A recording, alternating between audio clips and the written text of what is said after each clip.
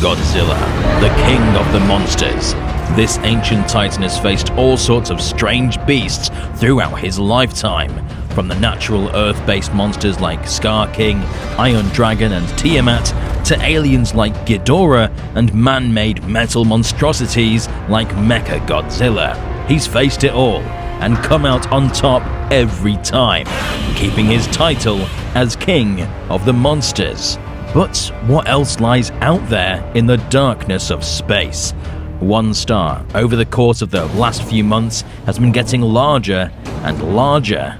An invasion force heading towards Earth, which could end up being Godzilla's greatest challenge yet. But this one doesn't come from the Monsterverse. No, this great devourer comes from another universe entirely. With Space Marine 2 just releasing, we thought it would be fun to imagine a face-off between Godzilla and the antagonist of the game, the monstrous Tyranids. More specifically, the largest of them all, the Norn Queen.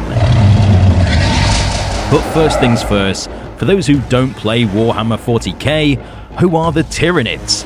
The Tyranids are the ultimate predator, an extragalactic composite species consisting of horrific insectoid xenos with sharp talons, claws, exoskeletons, psychic and toxic abilities, all controlled by a communal hive mind, which allows trillions of beings to communicate and organize for war instantaneously. Everything the Tyranids use are alive.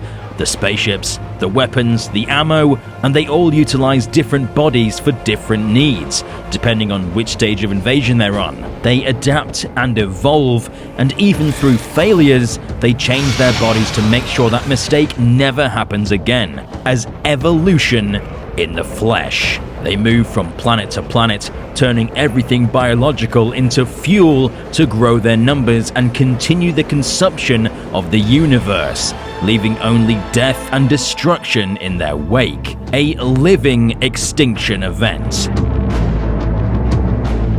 Tyranids range from cat-sized rippers to human-sized hormagaunts to full-on biotitans like the Hierophant. But the most important asset to the fleet is the Norn Queen, a highly intelligent beast only found in the heart of the largest, most well-defended hive ship.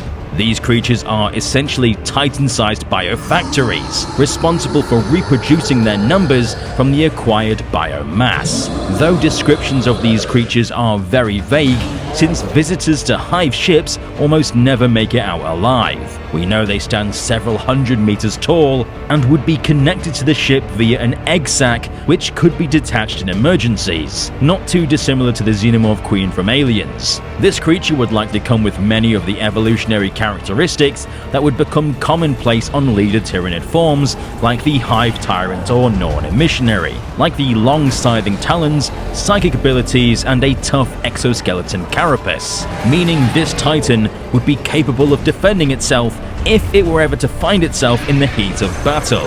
But would it stand a chance against Godzilla, who has an array of his unique abilities? For this, we're going to use the latest King of the Monsters from Godzilla Kong, The New Empire, after he absorbed the massive amounts of radiation to evolve into his biggest, meanest, and most powerful form yet. So let's say Tyranids are invading Monsterverse Earth, and hypothetically, the Queen's vessel engages in combat.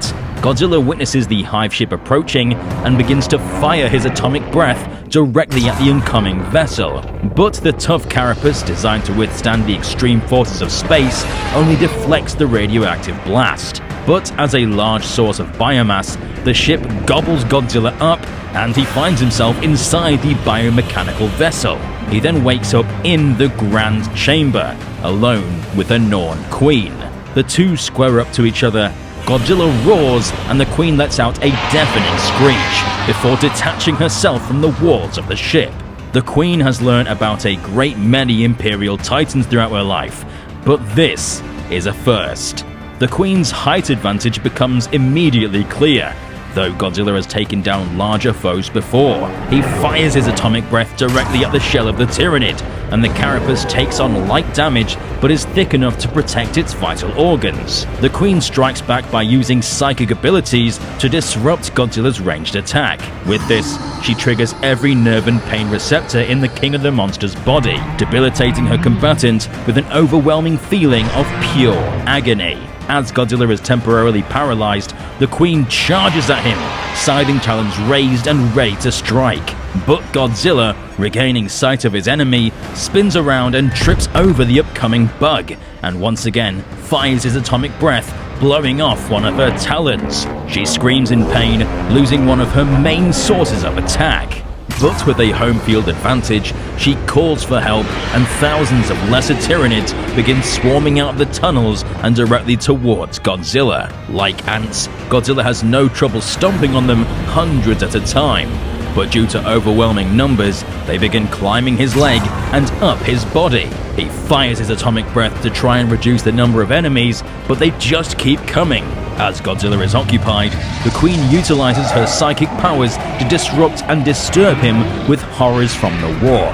Before she charges straight at him, knocking him over, she starts slicing into him, her sharp claws piercing his tough flesh, and Hormagaunts and Rippers begin devouring him from the inside. Godzilla struggles, bashing his tail back and forth to deal with the surrounding swarm, but the agonizing wounds from the attacking Norn Queen overwhelm his will to fight. As Godzilla lays there nearly defeated, the Norn lets out a victory screech, claiming this biomass for herself. But he takes the opportunity to fire his magenta atomic breath at the fleshy exposed area between her exoskeleton, blasting her head clean off. The towering behemoth comes crashing down, and the synaptic link severs, leaving the remaining forces to scatter like rats, without a connection to the hive mind.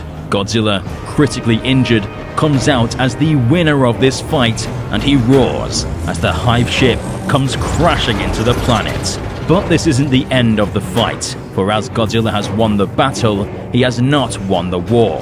The psychic backlash of a Queen's death is so great that it's caused nearby Tyranid hive ships to calve, creating more Norn Queens within their interiors, only strengthening their numbers and evolutionary prowess. Known as the Hydra effect, it's the reason why defeated hive fleets can splinter off and become even larger and more powerful than before, meaning that Godzilla, who nearly fell from one Norn Queen, wouldn't survive what comes next.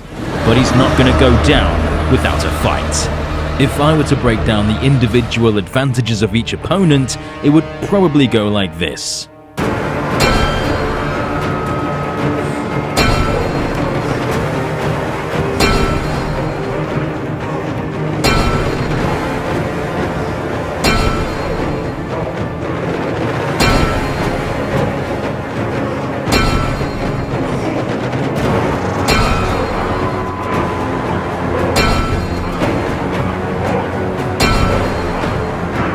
Godzilla vs. the Norn Queen would be a fairly even fight, with the Queen having the advantage of psychic abilities, size and deadly melee weapons, and being able to summon forces to come to her defense. Though Godzilla has an intense ranged attack that is critical when used on the exposed fleshy areas of the Queen's body. Not many have faced a Norn Queen and lived, but Godzilla goes on and remains the king of the monsters, undefeated by the enemies of mankind. That is, until the rest of the Hive Fleet arrive, ready to devour everything the Titan holds dear. I'm extremely conflicted with the results of the fight, since Godzilla and Warhammer are two of my favourite things, with my army being, of course, Tyranids I've been collecting ever since the Battle for Macragge, so seeing my queen going under is difficult to process. But in this situation, it only makes sense. But in most cases, the fight would be a 50-50 split. So depending on the environment or whether either of them had backup or time to prepare, the results might be different. But for now, Godzilla comes out on top in this scenario. Would you like to see a more in-depth breakdown of a Tyranid species? Let us know in the comment section down below. And be sure to subscribe and stomp the notification button to become a resident of DangerVille today. I've been Alistair, your mayor of DangerVille, and now I'm off to play more Space Marine 2.